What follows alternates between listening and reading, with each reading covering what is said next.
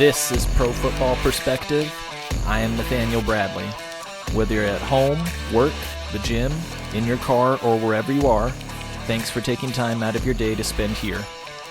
Pro Football Perspective is available on Apple Podcasts, Spotify, Amazon Music, and YouTube.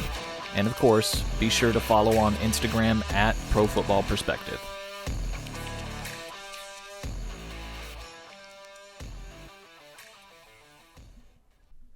What's happening? The GOAT Group head count ticked up to 11 with our last episode and is currently comprised of Terry Bradshaw, John Elway, Bart Starr, Brett Favre, Johnny Unitas, Tom Brady, Dan Marino, Drew Brees, Aaron Rodgers, Kurt Warner, and Peyton Manning. Kinda hard to think that there are 5 quarterbacks with career individual production scores better than these guys I just rattled off, right? Well, before we get to exactly who those 5 quarterbacks are, first, a reminder that we are working with 9 categories within era-adjusted statistics here. Those 9 categories are as follows: yards per attempt, net yards per attempt, adjusted yards per attempt, adjusted net yards per attempt, completion percentage, touchdown percentage, interception percentage, sack percentage, and quarterback rating score. These are measured against the league average over the 3-year period around the season being evaluated.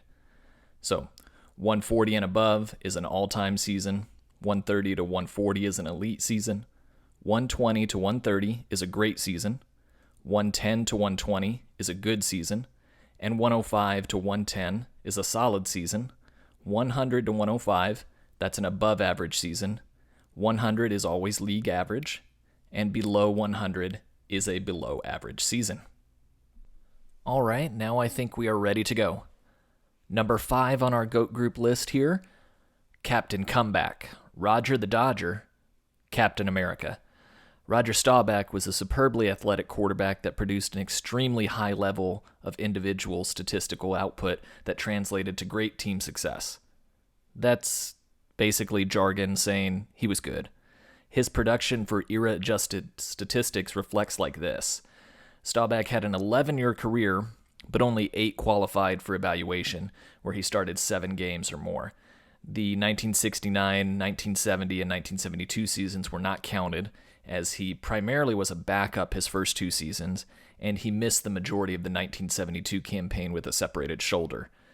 So, Staubach's sample size suffers as a result of this, but in 8 qualifying seasons, Staubach's worst individual production score was 1974, when his overall score was 101.56. His best output was 1971, with an overall score of 130.22. Altogether, Staubach had 1 above-average season, 3 good seasons, 3 great seasons, and 1 elite-level season. Per category, Staubach's career averages are as follows: yards per attempt, an average score of 120, which is 4th among the GOAT group. Net yards per attempt, a score of 117 puts him 5th in the GOAT group. Adjusted yards per attempt, his highest score out of all of these categories, 125, and that's 3rd in the GOAT group. Adjusted net yards per attempt, a score of 123, is 2nd in the GOAT group. Completion percentage, a score of 115, puts him at 9th in the GOAT group. Touchdown percentage, a score of 114.13, puts him at 6th in the GOAT group. His interception percentage score was 118, that's 4th in the GOAT group. His sack percentage score was 95, that's his worst category, and that ranks him 13th in the GOAT group. His quarterback rating score of 123 is 3rd in the GOAT group. Overall, across all seasons that qualified for evaluation, across all categories, Roger Staubach wound up with a 117 overall score. So, Staubach was an amazing player. He scored high across several categories. No surprise that his mobility got him into trouble sometimes with a sack percentage that was below league average during his seasons. But still, this guy performed at the highest level of any quarterback in the 70s. Enough said. And that brings us to number 4 on our list, Joe Cool. Considered the GOAT by most for a good 20 years after his retirement, and still by many to this day, Joe had a remarkable balance of statistical output and team success throughout his career. His back injuries and the 49ers' eventual transition to Steve Young means that the 1991 and 1992 seasons were not counted in this evaluation.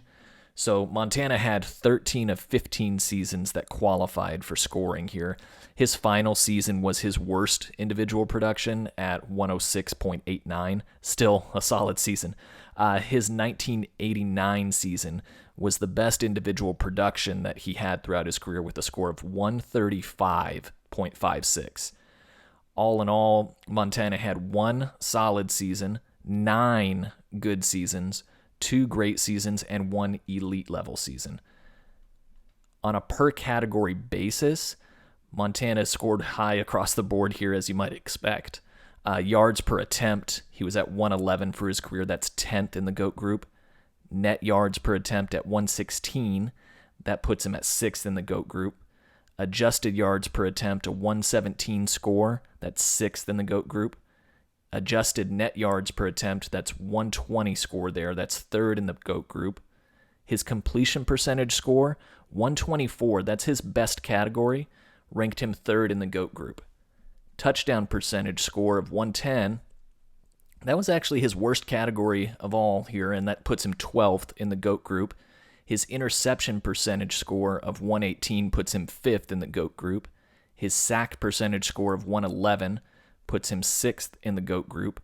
And his quarterback rating score of 122 is 4th in the GOAT group. So across all qualifying seasons and across all categories, he had an overall individual production score of 117.01. So, what you're looking at here is a highly accurate, mistake-free, super efficient. I can go on and on and on. It's hard to put into words really how revered Joe Montana is. For many, many people, this is where the rankings stop. End of the show, nothing left to talk about. This is it. He is the guy. And it's Joe. He's it.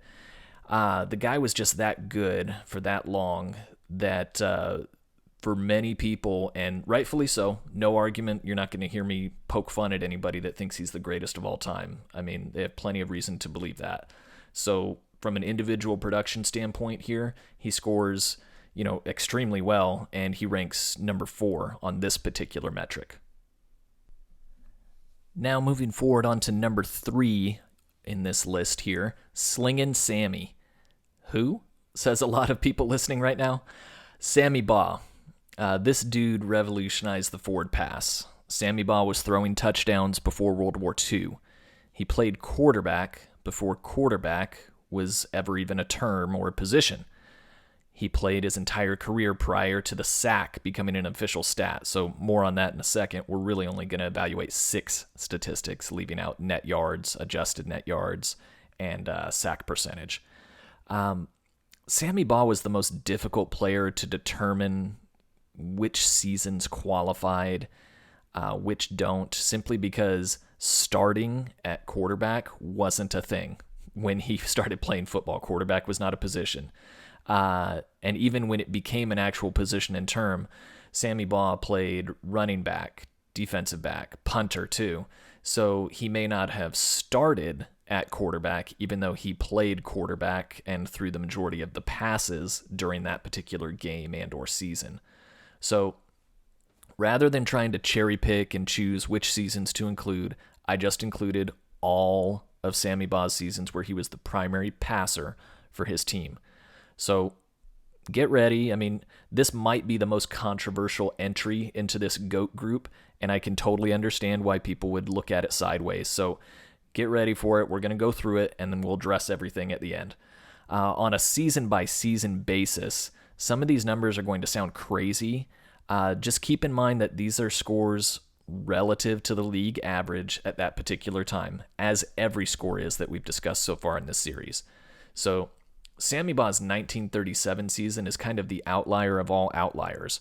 His overall score was 160.83. That's 160. His worst season was 1951, where his overall score was an 89. Overall, Baugh had 2 below average seasons, 4 solid seasons, 3 good seasons, 3 great seasons, 2 elite seasons, and 1 all-time season.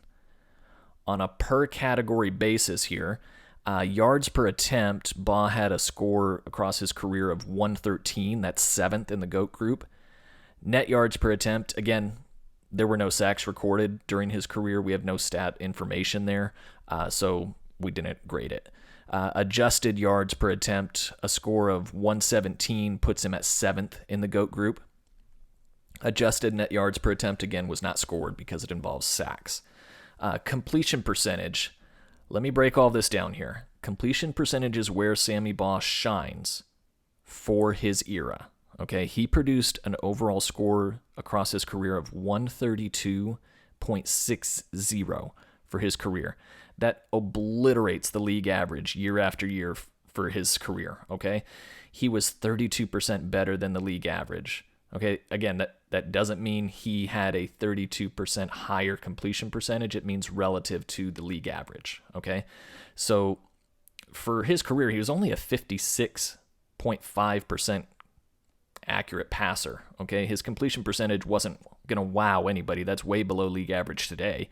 But during that time, the league average for completion percentage was 43%. So, I mean, it's impressive to say the least that he was able to achieve numbers that high. Keeping in mind, if somebody was going to be that much better than their peers today, they would throw 85% today. That would be their completion percentage. So I get it. Hey, he played in a different time. The forward pass was just being, really kind of put into play throughout games and seasons. So it was very new, but he was much, much, much, much, much better than his peers. His touchdown percentage, 104, that's his worst category, and it ranks him 14th in the GOAT group. His interception percentage of 120.67, that's second among the GOAT group here. Sack percentage, again, no statistics available there for his career. And his quarterback rating score of 121 is sixth overall in the GOAT group. So that gives Sammy Baugh an overall score of 118.28. Now that's across his entire career, and across 6, not 9 categories, only 6 categories there. So Baugh was a truly special player in his day, his accuracy in particular standing out. His propensity for finding the end zone through the air was well above the players for his day, but not at a very high clip compared to the GOAT group. Some of these figures can obviously be taken and probably should be taken with a grain of salt. After all, Sammy Baugh threw more interceptions than touchdowns for his career, and his famed accuracy was just 56.5%. But let's keep in mind he practically invented the quarterback position, and he was way ahead of his time, and this is only one metric. So on we go. Number 2 on our list, as if the topic in and of itself isn't controversial enough, I'm going to bring in the original QB controversy catalyst into the fray, Steve Young. He had an amazing career by any measure, but what his individual production compared to his peers is going to show is that his career is also one of the biggest what-ifs of all time. Now, his USFL stats are not included, so Young has 9 seasons out of his 15-year NFL career that qualified for evaluation. Seasons omitted from evaluation were his rookie year, when he didn't start enough games, his seasons as Joe Montana's backup, and his final season, which was cut short due to concussions. His worst season was 1986 with Tampa Bay, when his overall score was 86.44, well below league average. Young's best season was 1994, with an overall score of 134. Altogether, Young had 1 below average season, 2 good seasons, 4 great seasons, and 3 elite seasons. On a per-category basis, his marks compare favorably to just about everybody. Yards per attempt, Young had a score of 125 for his career. That puts him second in the GOAT group. Net yards per attempt, he had a score of 122. That's first overall in the GOAT group. Adjusted yards per attempt, he had an overall score across his career of 126. That's also second in the GOAT group. Adjusted net yards per attempt, 124.78. That's his best category and best in the GOAT group, first among all these qualifying quarterbacks. Completion percentage score of 128. That's second in the GOAT group. Touchdown percentage score of 119. That's second in the GOAT group. Interception percentage score of 113. That's seventh in the GOAT. Sack percentage score, 96 for his career. That's 12th in the GOAT group. That's Young's worst category. And yet again, as we've seen with some of the other mobile quarterbacks we've discussed, typically they have a lower score here. It's hard to account for the plays that they made with their legs, but they definitely take more sacks, that's for sure. Young's quarterback rating score for his career, 128. That's second in the GOAT group. So across all categories and his qualifying seasons, Young had an overall score of 120.57. Not too shabby. So Young's marks show just the absurd level in which he played at. His weak point, as we pointed out, was taking sacks. Seeing his individual production with this metric really, I think, gives him credit that often eludes him.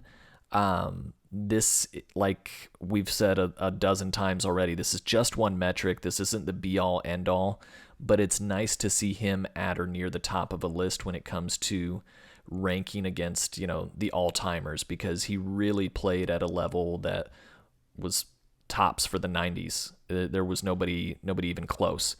So hats off to him. And finally, we have arrived. The number one quarterback in terms of era-adjusted production is Automatic Otto. Otto Graham took the baton from Sammy Baugh as the best QB of his day. Graham not only filled up the stat sheet, but had a tremendous level of team success throughout his career, which of course that is another evaluation on a later episode. Focus. Like Baugh, sacks were not a statistic, and so we will only be evaluating 6 categories here with Otto Graham. Graham's worst season was his 1950 season, where he still had an overall score of 108.83, while his 1946 season produced a whopping score of 142.17. Overall, he had 2 solid seasons, 2 good seasons, 3 great seasons, 3 elite level seasons, and 1 all-time season. When you take a look at Graham's production on a per category basis, it goes as follows here. Yards per attempt for his career, he had a score of 130. That's first overall in the GOAT group.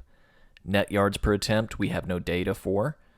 Adjusted yards per attempt, an overall score of 131 for his career, and that's his best category and best in the GOAT group at first. Adjusted net yards per attempt, we have no data for. Completion percentage score of 123 puts him 4th in the GOAT group. His touchdown percentage score of 111 puts him 10th in the GOAT group. His interception percentage score of 122 is first in the GOAT group. Sack percentage, of course, we don't have.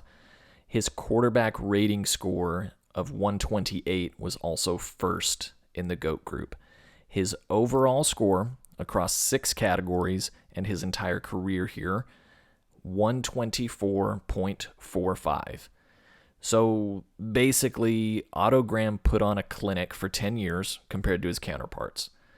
Not much he didn't excel in. Some still call him the GOAT. And at least if we're utilizing era-adjusted statistics, they'd be right. The dude could flat out play football, period.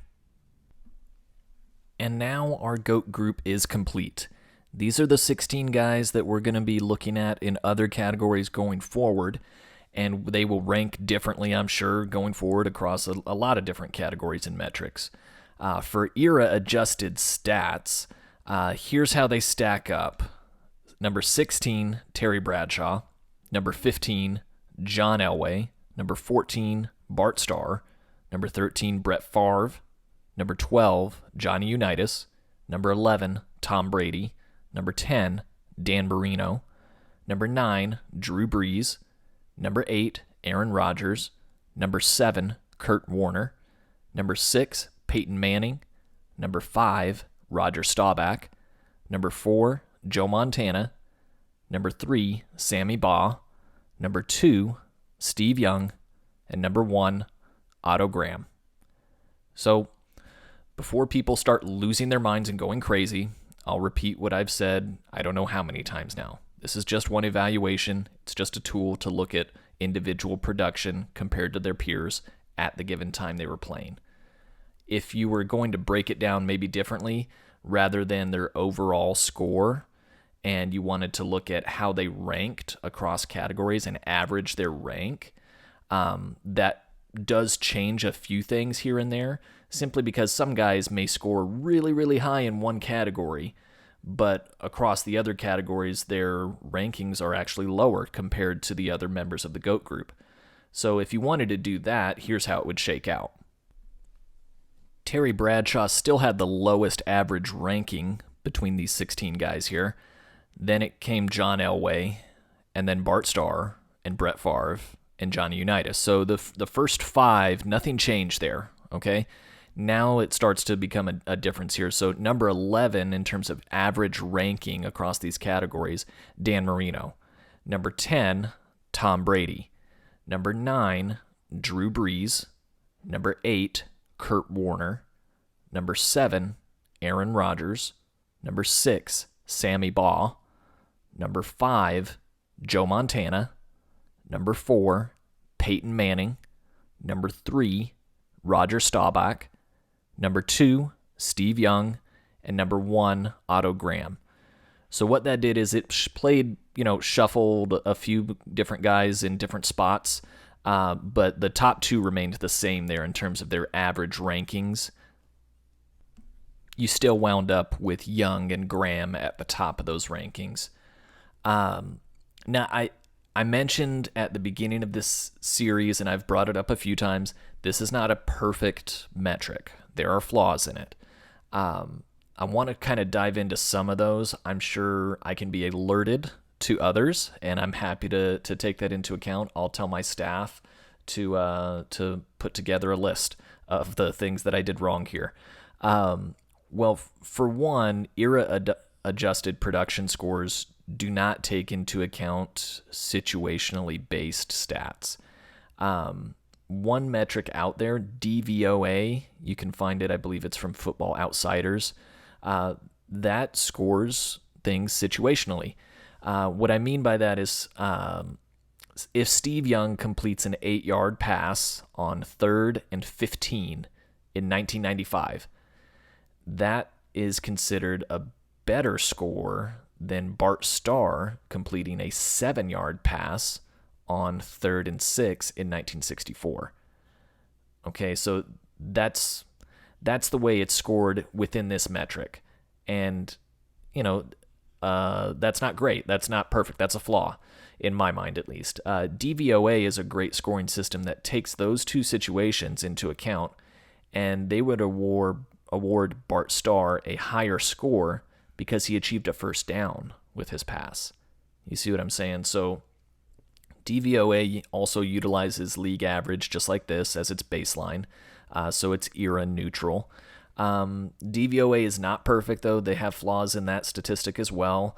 And one thing, or one reason why I didn't utilize it is it's only been tabulated so far back to 1983. So half of the players I wanted to look at, I've got no data on if I wanted to use that metric, okay? Another area that I think as I went through these numbers and broke them down more, an area that I think could have been handled better or differently is this group of stats does not weight touchdown percentage, interception percentage, or sack percentage. I think those should be weighted. I believe those 3 categories impact any given game more than the other categories. Quarterback rating, I still don't understand how that particular rating has been come up with, but despite its odd formula, it does essentially take into account all the other yardage and completion percentage scores. And so I think that adding that in with touchdown percentage and interception percentage and sack percentage, those 4 categories with quarterback rating, those would actually, I think, make a higher impact and give you a better idea of how a player was impacting team success. So that would be great, I think, to take a look at it that way.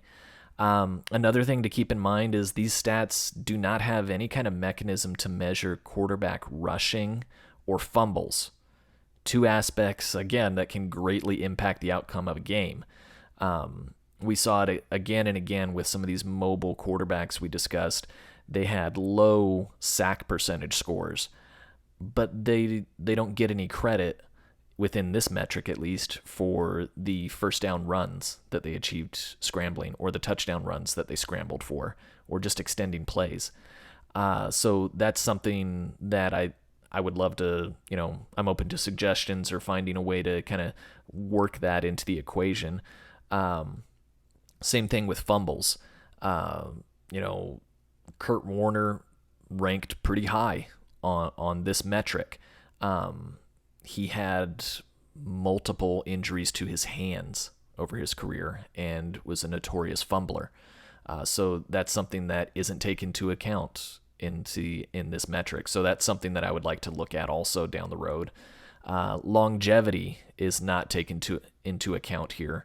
And of course, that's a big deal. Any player performing above league average for a long period of time is by definition great. Average is the majority of players.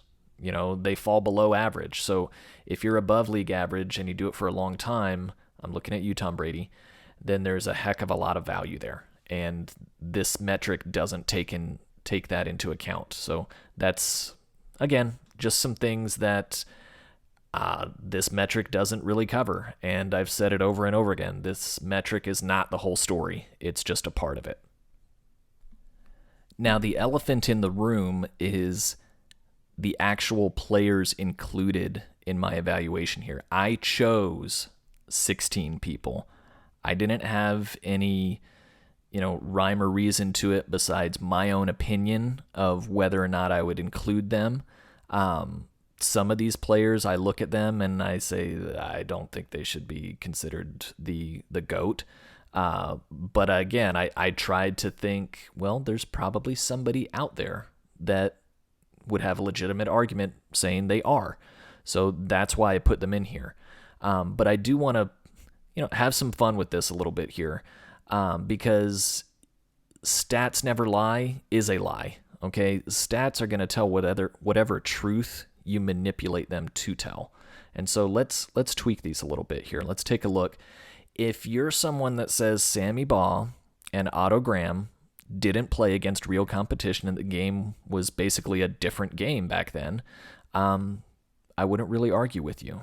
I think, Sammy Baugh and Otto Graham played in a different time, and it's fair to say that they didn't have the same level of competition that the rest of these players did, and they didn't have the same game. It literally was a different game, I think, in so many ways back then that I'm not going to argue with you there. So if you don't want to count Sammy Baugh and Otto Graham, okay, I'll go with it. If you're someone who wants to say you can't be the GOAT unless you played at least 10 seasons, starting at least 7 games, I would probably argue with you a little bit on that one, but I'll play along. I get it. Part of being great is being available. And what do they always say? The greatest ability is availability.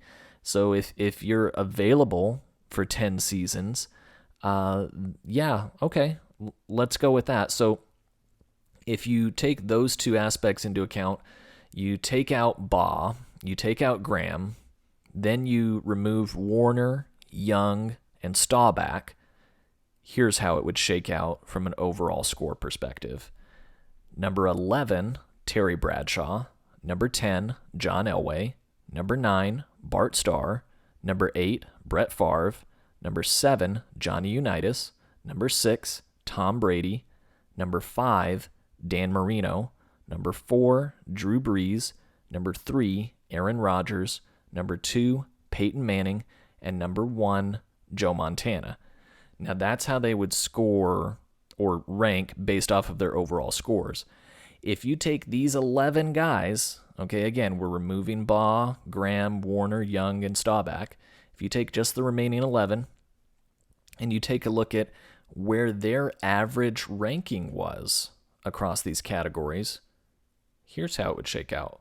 You've got Bradshaw at number 11, Elway at number 10, Starr at number 9, Favre at number 8, Unitas is at number 7, Marino number 6, Brady number 5, Brees number 4, Rodgers at number 3, Montana at number 2, and Manning is now number 1.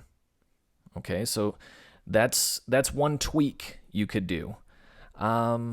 Maybe you wanted to only look at those high impact categories that I had talked about a few minutes ago.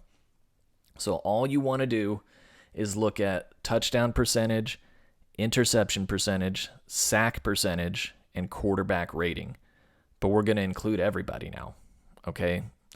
If you did it that way, well, Starr is number 16, Bradshaw is number 15, Elway is number 14, number 13 is Favre, number 12 is Warner, number 11 is Unitas, number 10 is Staubach, number 9 is Brees, number 8 is Young, number 7 is Marino, number 6 is Brady, number 5 is Rodgers, number 4 is Baugh, number 3 is Manning, number 2 is Montana, and Otto Graham again worked his way to number 1 somehow. Okay, let's take a look at how their average ranking rather than their overall score would break down. Okay, so average ranking only across 4 categories here, or 3 if you're Baugh and Graham. Touchdown percentage, interception percentage, sack percentage, and quarterback rating. So average ranking, you would wind up with number 16 Bradshaw, number 15 Elway, number 14 Starr, number 13 Favre, number 12 Unitas, number 11 Marino, number 10 Warner, number 9 Brees, number 8 Baugh, number 7 Montana, number 6 Staubach, number 5 Manning, number 4 Brady, number 3 Young, number 2 Rodgers, and number 1 Otto Graham again. Otto Graham, man, that guy must have been pretty good. If we want to have even more fun, I say fun. I mean, I don't know if this is really fun for everyone. This is really nerdy. This is like the kid that asked for a calculator for Christmas. Oh, I'm going to crunch so many numbers. But let's have a little more fun, okay? Just a little. Let's remove those quarterbacks we talked about from consideration that didn't play 10 seasons and played in the dark ages, I guess we'll call it. So if we don't count Otto Graham, Sammy Baugh, Kurt Warner, Steve Young, or Roger Staubach, and we only look at the high impact categories, okay, of touchdown percentage, interception percentage, sack percentage, and quarterback rating scores, here is what we are left with. Number 11, Bart Starr. Number 10, Terry Bradshaw. Number 9, John Elway. Number 8, Brett Favre. Number 7, Johnny Unitas. Number 6, Drew Brees. Number 5, Dan Marino. Number 4, Tom Brady. Number 3, Aaron Rodgers. Number 2, Peyton Manning. And number 1, Joe Montana. If we want to look at rather their overall score, we look at their average ranking across the 4 high-impact categories and are only including the quarterbacks that played 10 seasons or more or not, in the 30s and 40s. Here's how it would shake out. Number 11, Bradshaw. Number 10, Elway. Number 9, Starr. Number 8, Favre. Number 7, Unitas. Number 6, Marino. Number 5, Brees.